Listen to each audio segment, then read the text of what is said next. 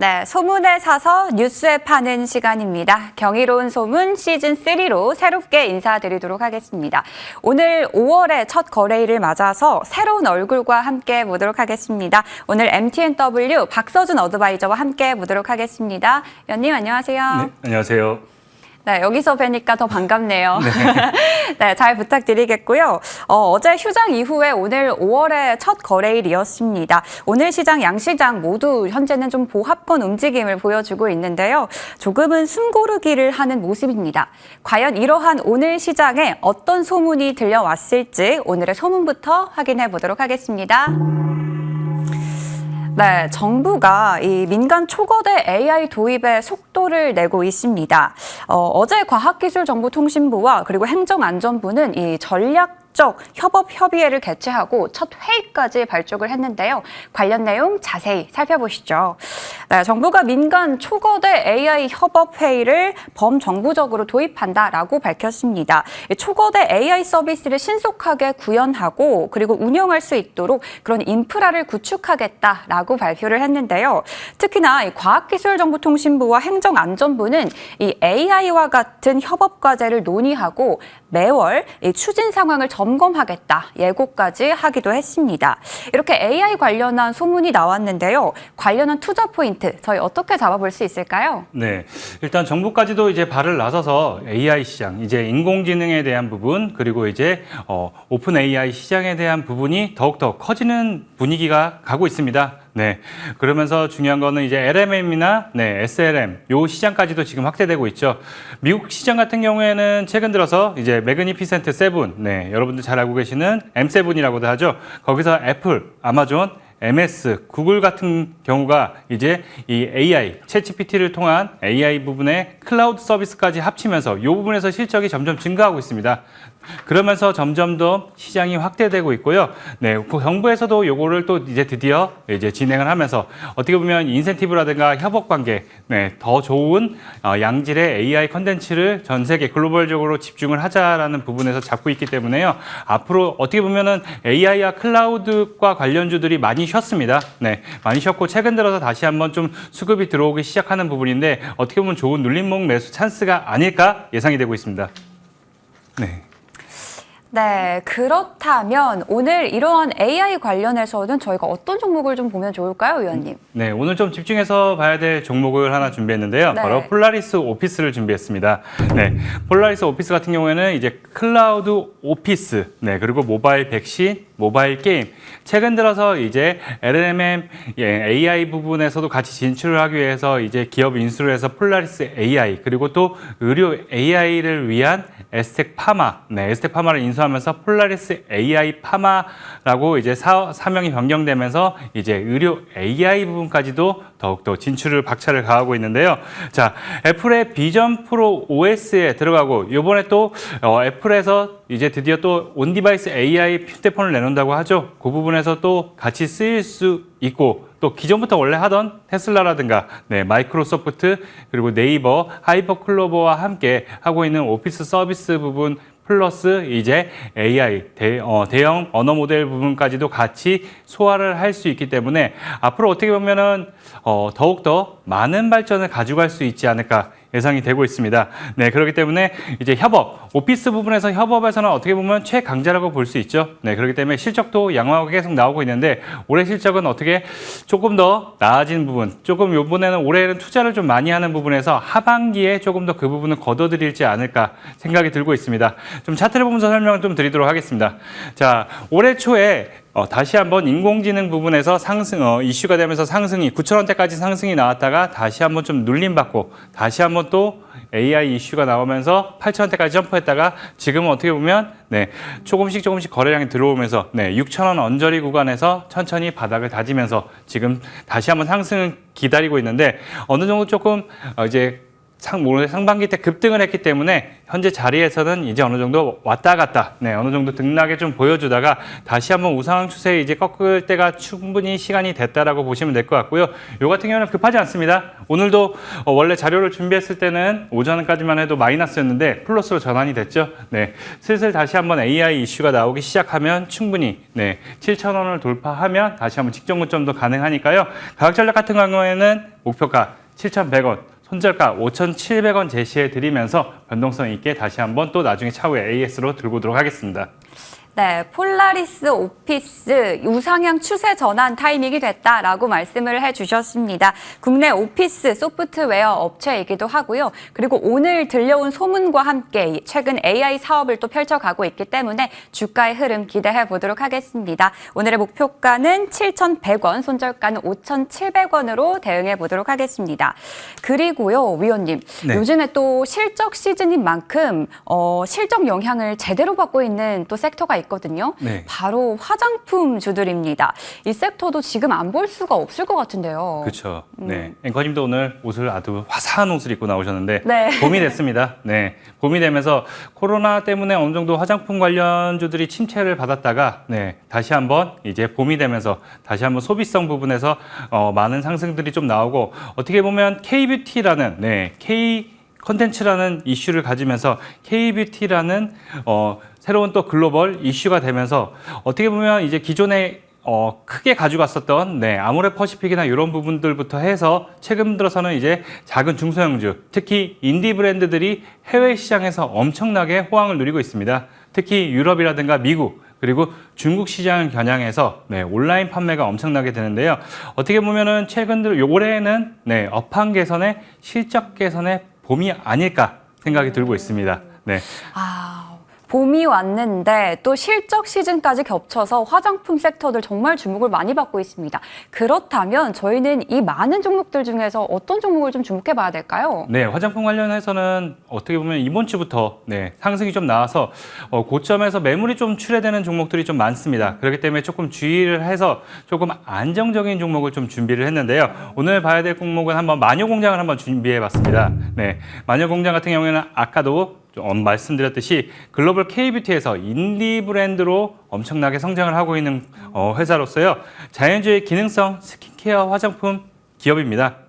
이커머스 시장의 확대로 인해 가지고 온라인 판매죠. 온라인 판매 시장에는 직구 부분에서 더 늘어나는 부분, 이런 부분들이 확대가 되면서 해외 매출 부분이 엄청나게 성장을 하기 시작했습니다. 특히 마녀공장 같은 경우도 그 부분에서 엄청나게 상승이 시작했고요.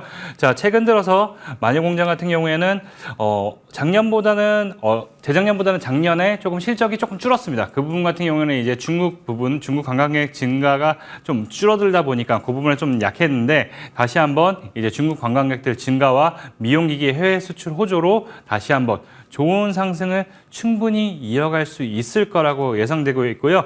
또 자연주의 기능성 스킨케어 화장품들이 엄청나게 히트를 하고 있습니다. 그리고 또 인디 브랜드이기 때문에 가격이 또 저렴하고 성능은 좋다는 거죠. 그렇기 때문에 이제 마녀공장을 한번 집중해서 봐야 될 것 같고요.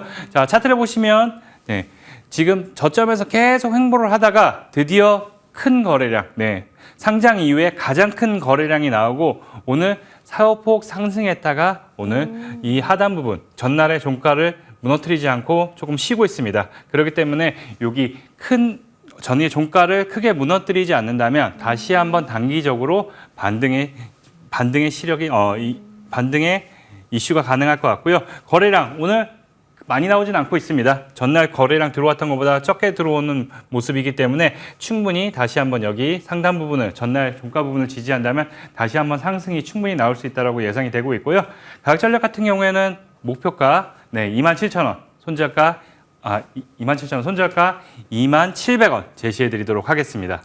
AI는 이 폴라리스 오피스에 이어서 실적 영향을 제대로 받고 있는 기업으로 화장품주 마녀공장 소개해 주셨습니다. 이 봄과 함께 중국의 관광객도 증가를 하고요. 그리고 K-뷰티의 성장 속에 과연 이 주가도 영향을 받을 수 있을지 기대 많이 해보도록 하겠습니다. 목표가는 27,000원, 손절가는 27,000원으로 대응해 보도록 하겠습니다. 자, 그리고 박서준 위원의 종목의 AS를 좀 해봐야 될 것 같은데요.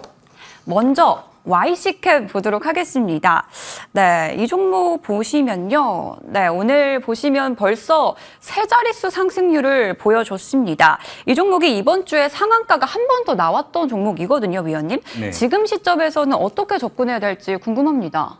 자, 지금 시점에서는 특별하게 크게 무너지지 않는다면 단기적으로 한 번 더 상승의 여력은 가능한데요. 그래도 가장 중요한 거는 안정적이게 준비를 해야 된다는 부분이죠. 네, 최근 들어서 이제 유리기판 관련주들의 이슈들이 계속 상승이 되면서 다시 한번 또 이슈가 되면서 나오고 있습니다. 네, SKC를 필두로 해서 또 삼성전기에서도 네, 바로 유리기판을 이제 최대한 빠르게 빠르면 올해 말, 올해 말은 좀 빠를 것 같고 내년도에서는 양산을 시작한다고 하고 있죠. 아직 준비 중인데 왜 이슈가 되고 있냐? 네, 기존에 있던 플라스틱 기판이나 이런 부분들보다 훨씬 더 효율적이고, 훨씬 더 많은 물량의 반도체를 쌓을 수 있기 때문에 이 이슈로 계속 꺼지지 않는 이슈가 되는 거죠. 아마 초도 물량은 아마 가격이 좀 셀 겁니다. 그렇지만 그 점점점 기술력이 발달하고 가격 안정화가 되게 되면은 훨씬 더 좋은 이슈를 갖고 갈 수 있을 거라고 보고 있고요. 차트 보면서 좀 설명을 드리겠습니다.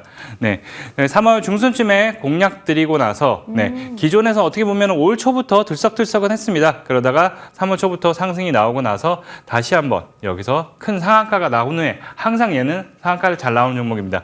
다시 한번 기존에 상장했던 구역, 그 부분을 지지하면서 다시 한번 더 상한가가 나오고 35,000원대까지 상승이 나온 후에 좀 쉬었습니다.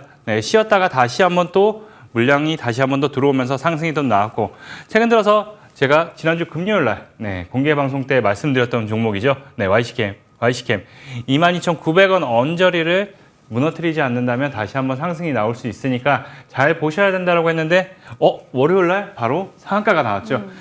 가장 중요한 부분은 이제 현재 자리, 현재 자리를 잘 지켜주느냐가 중요한 것 같고 중요한 거는 지금 현재 전날 상한가 갔다가 오늘 조금 반도체, 바로 미증 시각, 특히 반도체 관련주들이 좀 밀리다 보니까 필라델피아 반도체가 약세를 보이다 보니까 좀 밀렸는데 그래도 잘 버텨주고 있습니다. 그렇기 때문에 여기 다시 한번 고점, 종가의 고점을 돌파한다면 다시 한번 신고가를 충분히 낼 수 있는 자리니까요.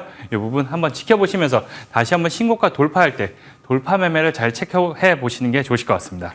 네, 다시 봐야 된다라고 말을 하자마자 상한가가 나왔던 바로 그 종목 YC캠입니다. 유리기판 관련주였고요. 다시 한번 신고가를 도달할 가능성이 있으니까요. 지금 시점에서도 눈여겨보시면 좋을 것 같습니다. 그리고 두 번째 종목도 AS를 부탁을 드려볼게요. 바로 모바일 어플라이언스입니다. 자동차 그리고 자율주행 부품주로 이제 소개를 해주셨던 종목인데요. 이 종목은 거의 한 달 사이에 140% 가까운 상승률을 기록을 했습니다. 오늘 주가도 좀 상승 전환하면서 그 상승폭을 늘려가고 있거든요. 계속해서 지켜봐도 좋을까요? 이제는 어느 정도 단기적으로는 반등이 나올 수 있지만 이제 한번 좀 눌림 쉬어가야 될 때, 조정은 한번 좀 받아야 될 타이밍이 왔다라고 말씀을 드리겠습니다. 모바일 어플라이언스 같은 경우에는 이제 자율주행 관련주로서 이제 독일 3사의 이제 블랙박스를 제공하고 있고 또 현대차, 현대기아차와 함께 또 자율주행 시스템 부분들을 만들고 있습니다. 그래서 어떻게 보면 3월 말, 4월 초부터 계속 말씀드렸던 부분이 이제는 자율주행이 한번 움직일 때가 됐다.